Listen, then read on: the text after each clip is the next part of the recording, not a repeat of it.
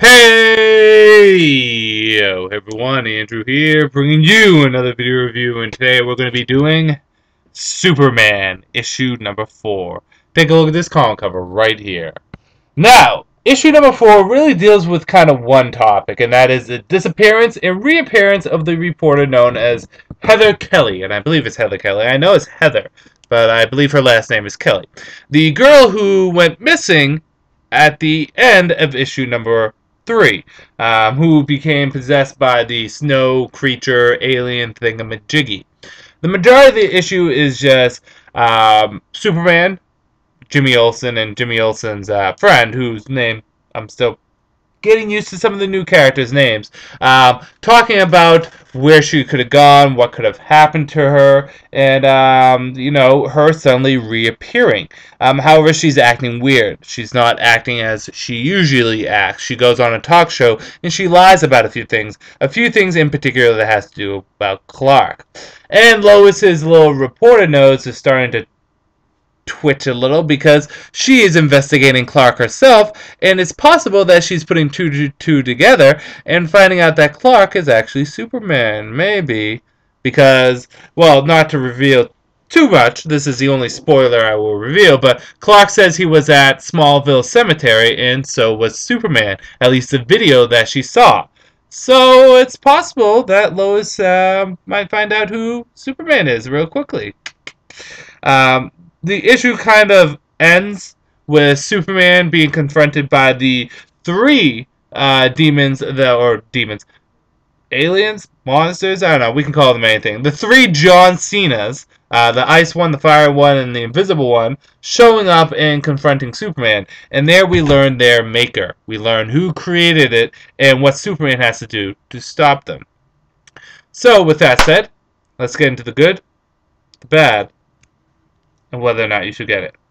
Good. You know what I really liked about Superman comic? Despite whatever faults it has, what I really like is I like the characters, and I like the characterization and the atmosphere that is Metropolis. I particularly like Lois and Perry, and I don't know, it gives me this like old-fashioned feel of back to the Jim Bryan or the John Bryan. What am I saying?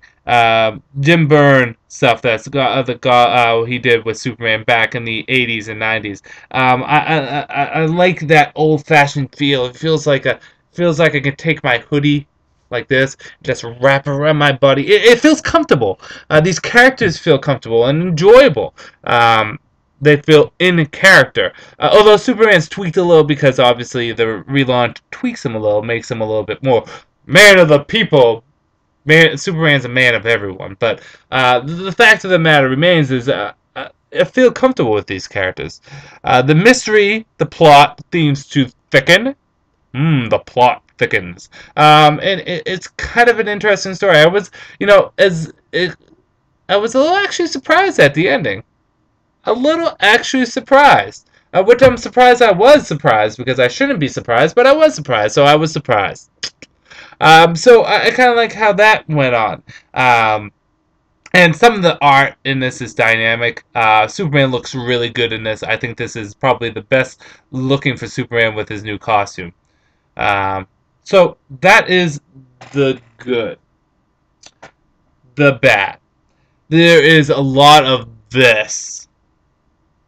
A lot of this. It suffers from the same issue that, the same problem that issue number 1 suffered from, where there's a lot of dialogue. It's not bad dialogue, it's just a lot to read.